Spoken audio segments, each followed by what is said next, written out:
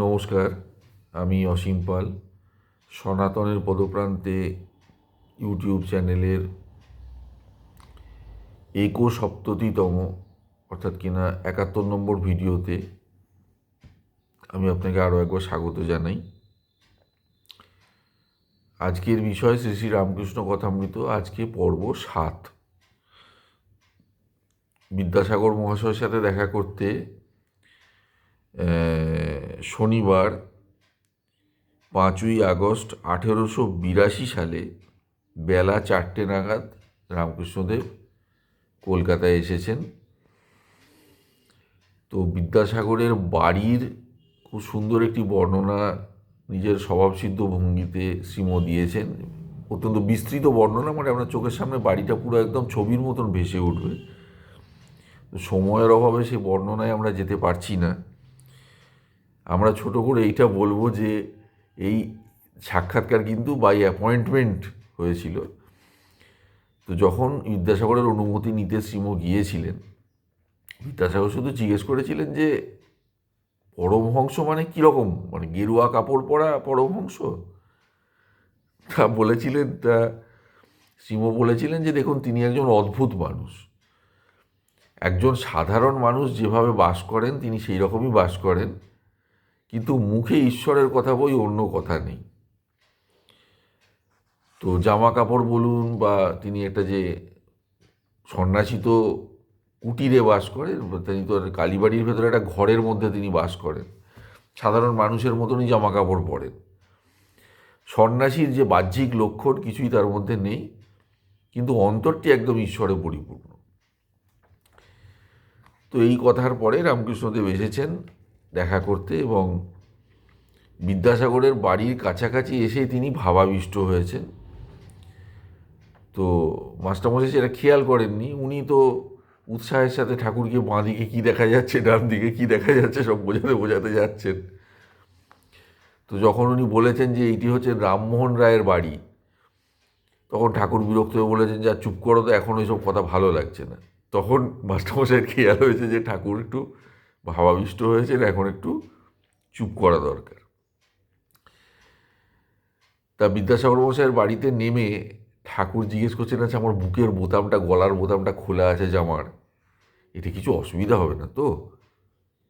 মাস্টারমশাই মনে মনে বোধ হয় হেসেছেন, বাচ্চার মতন কথা। তো উনি বলেছেন না না, ওতে আপনার কোনো দোষ হবে না, আপনি চলুন। ঠাকুর একদম বাচ্চাকে যেরকম বুঝিয়ে দিলে সে নিশ্চিন্তে একদম হয়ে যায়, বুঝে যায়, ঠাকুরও সেরকম বুঝে গেছেন এবং বিদ্যাসাগরের বাড়ির ভেতরে গেছেন। দোতলার ঘরে তার বসার ব্যবস্থা হয়েছে। প্রথমে একটু সন্দেশ মিষ্টি এসব দেওয়া হয়েছে, ঠাকুর খেয়েছেন। খেয়ে টেয়ে বসে বলছেন যে এতদিন পর্যন্ত খাল বিল কি বড়জোর নদী দেখেছি, আজকে প্রথম সাগরে এসে পড়লাম। তা ঘর ভর্তি লোকজন সব এসেছেন, ঠাকুর এসেছেন খবর পেয়ে, তারা সব ঠাকুরের কথা শুনতে এসেছে, তারা সব হো করে হেসে উঠেছেন। বিদ্যাসাগর মশাই কম রসিক নন। তিনি বললেন, বেশ তো, যখন সাগরে এসেছেন তখন নোংরা জল নিয়ে যান। তখন ঠাকুর বলছেন যে আরে তুমি তো আর অবিদ্যার সাগর নও, তুমি হচ্ছে বিদ্যার সাগর, তুমি হচ্ছে ক্ষীর সমুদ্র, তোমার জল নোনতা কেন হবে? তখন বিদ্যাসাগর মশাই মুচকি মুচকি হেসে বলছেন, সেটা আপনি বলতে পারেন বটে। দেখুন, এই সামান্য কথার মধ্যে একটি জিনিস যেটা উঠে আসছে, সেটা হচ্ছে যে ঠিক যেরকম মাস্টারমশাই প্রথম দিকে ঠাকুরের সাথে কথা বলতে গিয়েছিলেন, বিদ্যাসাগরও প্রথম দিকে ঠাকুরের কথার কিন্তু জবাব দিচ্ছেন। পরের দিকে দেখবেন উনি একদম চুপ করে গেছেন, ঠিক মাস্টারমশাইয়ের মতো।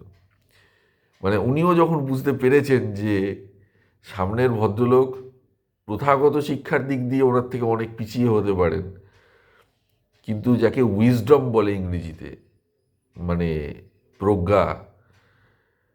প্রজ্ঞার দিক দিয়ে তিনি অনেক এগিয়ে, তখন কিন্তু উনিও চুপ করে গেছেন। তো সে পর্যন্ত আমরা আজকে পৌঁছতে পারবো কিনা আমি জানি না, দেখা যাক কত দূর যাওয়া যায়।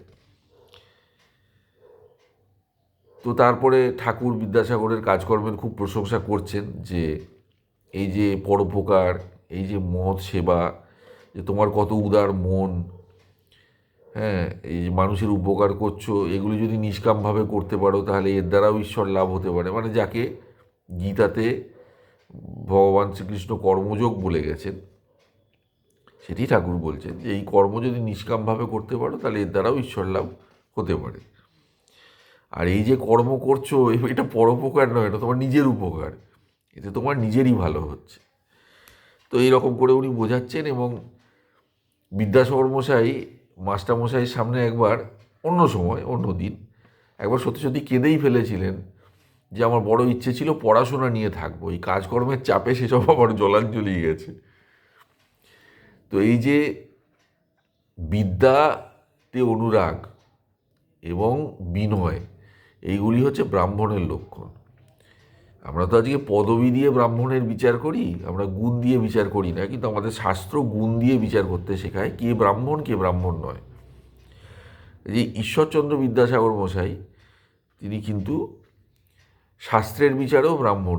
বিদ্যার প্রতি এই অনুরাগ, মানুষের প্রতি ভালোবাসা, এবং সামনের ভদ্রলোক যদি প্রথাগত শিক্ষাতে পিছিয়ে থাকেন কিন্তু প্রজ্ঞাবান হন, তার প্রতি যে বিনয়, এর থেকে দেখা যায় যে তিনি ব্রাহ্মণ এবং তিনি উপদেশ দেওয়ার যোগ্য। কাজে রামকৃষ্ণদেব মন খুলে তাকে উপদেশ দিচ্ছেন, ব্রহ্ম সম্বন্ধে অনেক বলছেন এবং বিদ্যাসাগর মশাই চুপ করে শুনছেন। তো বিদ্যাসাগরের মতন মহাপণ্ডিত যখন চুপ করে শোনেন, তখন ধরে নেওয়া যায় যে ঠাকুরের বক্তব্যে শাস্ত্রগত ত্রুটি কিছু নেই, মানে ভুল বলছেন না অন্তত। তো এই সমস্ত কথার মধ্যে একটি কথা ঠাকুর বলেছেন, বিদ্যাসাগর মশাই এতক্ষণ চুপ করে শুনছিলেন। ঠাকুর বলেছেন যে ব্রহ্ম এখনো উচ্ছিষ্ট হয়নি। এখন উচ্ছিষ্ট মানে হচ্ছে এঁটো। এঁটো মানে হচ্ছে কি, যে মুখে যদি কেউ লাগিয়ে ফেলে কোনো খাবার, তাহলে সেটা এঁটো হয়ে যায়। মানে এরকম আমাদের আমাদের প্রচলিত বাংলা ভাষায় আমরা তাকে এঁটো হওয়া বলি, যে ওটা অন্যের এঁটো খাবার, মানে সে ওটা মুখে ঠেকিয়ে ফেলেছে। ব্রহ্ম উচ্ছিষ্ট হয়নি এর বক্তব্যের অর্থ হচ্ছে, ঠাকুর নিজেই ব্যাখ্যা করছেন, যে ব্রহ্ম যে কী জিনিস সেটা আজ পর্যন্ত কেউ মুখে বলে বোঝাতে পারেনি। তার কারণ ব্রহ্ম যে কী জিনিস সেটা মুখে বলা যায় না, সেই জন্য ব্রহ্ম আজ পর্যন্ত উচ্ছিষ্ট হয়নি। তো বিদ্যাসাগর মশাই কিন্তু এই কথাটা শুনে উনি আর চুপ করে থাকতে পারলেন না। ওনার যে বন্ধু বান্ধব উপস্থিত ছিলেন তাদের দিকে তাকিয়ে উনি বলছেন যে বাহ, এটা তো আজকে একটা নতুন কথা শিখলাম, এটা তো বেশ কথা। বিদ্যাসাগর মশাই মুখে উচ্চারণ করে প্রশংসা করছেন, এটার যে কত বড় দাম সে তো বুঝতে অসুবিধা নেই। রামকৃষ্ণদেব তো বলেই চলেছেন, রামকৃষ্ণদেব তারপরে বলছেন যে যেভাবে যে জ্ঞান চর্চা করে অনেক বইপত্র পড়ে আমরা ব্রহ্মকে বুঝে যাব, সে ঠিক পথে নেই। কারণ ব্রহ্মকে বই পড়ে জানা যায় না, বই পড়ে বোঝা যায় না। আর যদিও বা বোঝা যায়, সেটাও কিভাবে বোঝা যায় না, সেটা বোধে বোধ হয়। ঋষিরা, মানে সেই বৈদিক যুগের ঋষিরা সংসারের সাথে সম্পর্ক রাখতেন না। কীরকম, মানে তারা সংসারী মানুষ ছিলেন, কিন্তু নিজের আশ্রম ছেড়ে, মানে সংসার ছেড়ে সারাটা দিনের জন্য তারা কিন্তু জঙ্গলেই কাটাতেন, ফলমূল খেতেন, বাড়ির কথা চিন্তা করতেন না। একদম মানে ওই ঠিক ঠাকুর যেটাকে নির্জন বাস বলেছেন না, ঠিক সেই জিনিসটি ঋষিরা করতেন। আবার সন্ধেবেলা নিজের সংসারে ফিরে আসতেন। তবে গিয়ে তারা অনেক তো চেষ্টা করার পরে ব্রহ্মকে বোধে বোধ করতে পারতেন। এখন বোধ করা মানে হচ্ছে অনুভব করা, এটা আমরা সবাই জানি। কিন্তু বোধে বোধ করাটা যে কী জিনিস, এটি ভারী কঠিন। এটা বাংলা ভাষা, সরল বাংলা ভাষা, কিন্তু এটা যদি ব্যাখ্যা করতে যাওয়া হয় তাহলে মানে 3-4 ঘন্টার আগে তো কিছুতেই শেষ হবে না। এই হচ্ছে, আপনি যদি দেখেন স্বামী সর্বপ্রিয়ানন্দের অনেক বিশ্লেষণের ওপরে পাবেন যে ব্রহ্মাকার বৃত্তি কাকে বলে।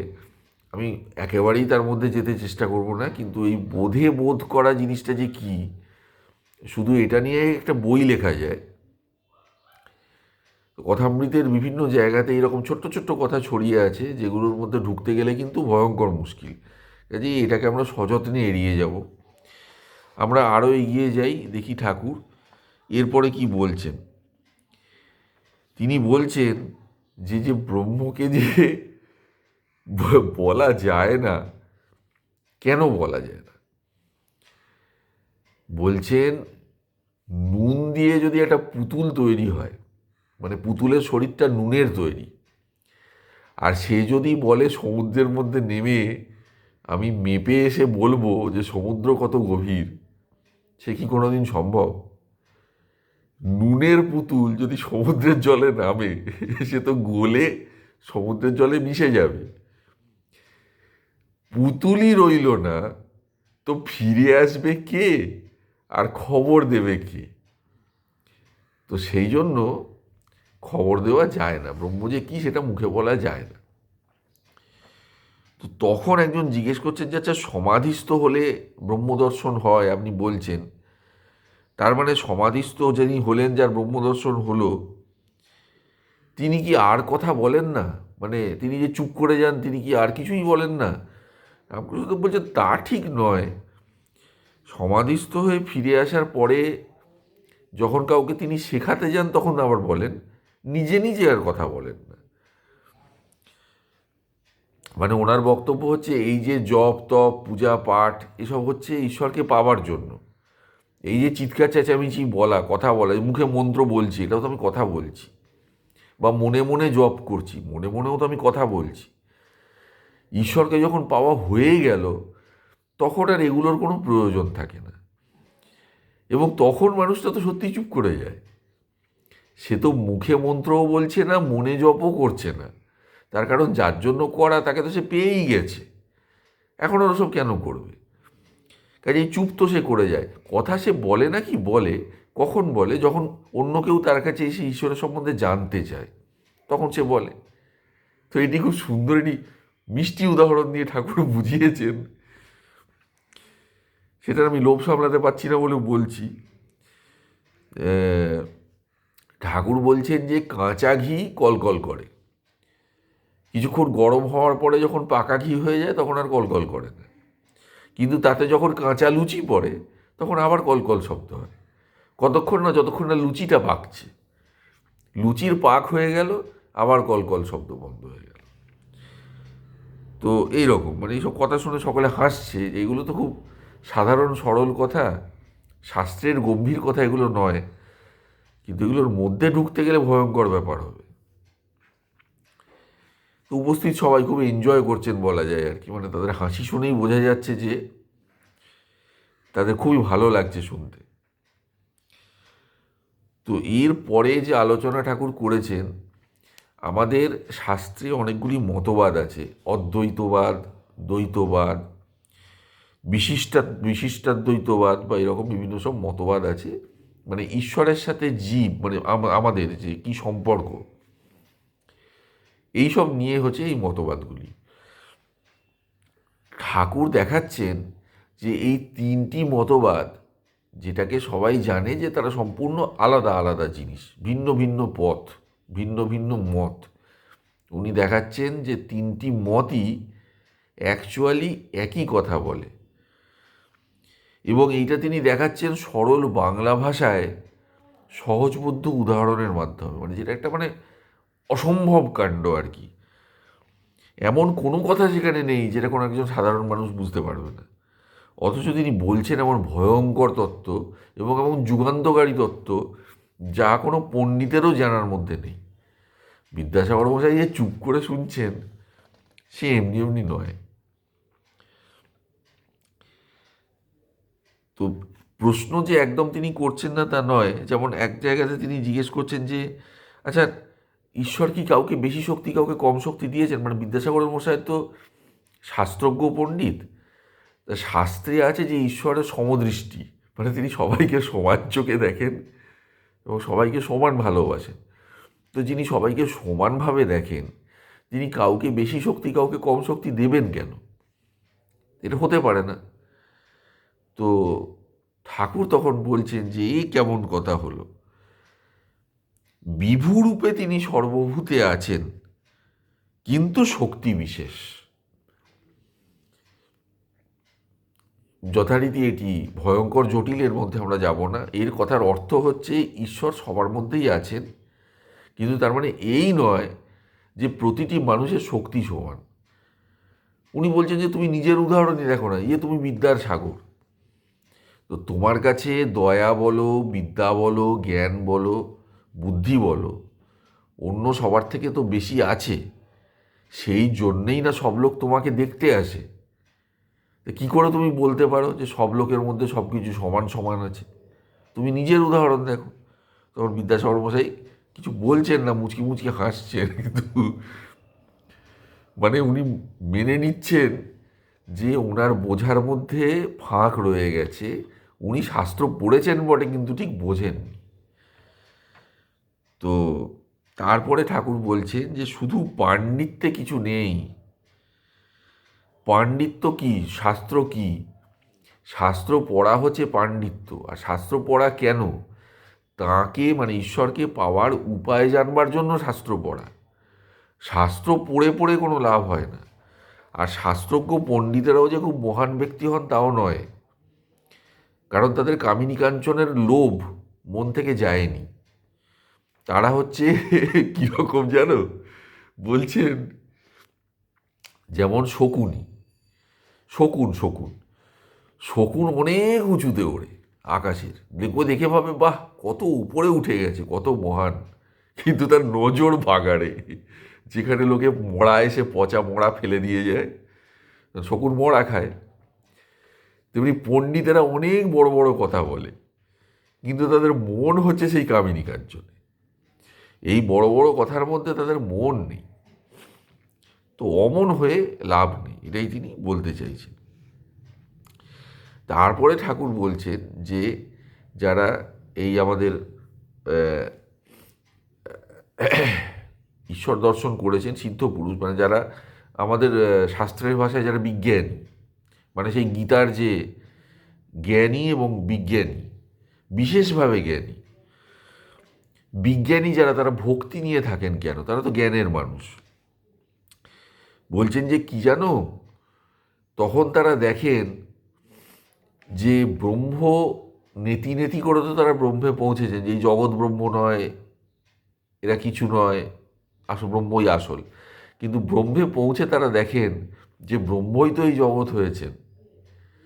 বাড়ির ছাদে লোকে উঠছে যে সিঁড়িটা ব্রহ্ম নয়, ছাদ নয়, হ্যাঁ, দোতলাটা ছাদ নয়, একতলাটা ছাদ নয়, ঘরটা ছাদ নয়, করতে করতে ছাদে পৌঁছে দেখছে কি ছাদও যে ইট বালি চুন চুরকি দিয়ে তৈরি, গোটা বাড়িটাই তো তাই দিয়ে তৈরি।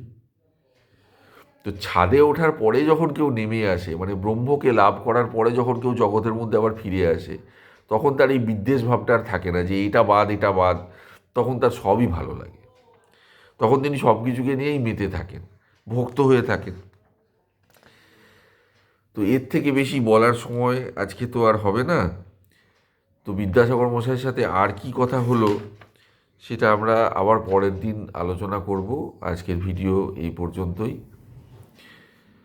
আপনাকে অনেক ধন্যবাদ। আপনি ভালো থাকুন, সুখে শান্তিতে থাকুন, এই প্রার্থনা করি ঠাকুরের কাছে। নমস্কার।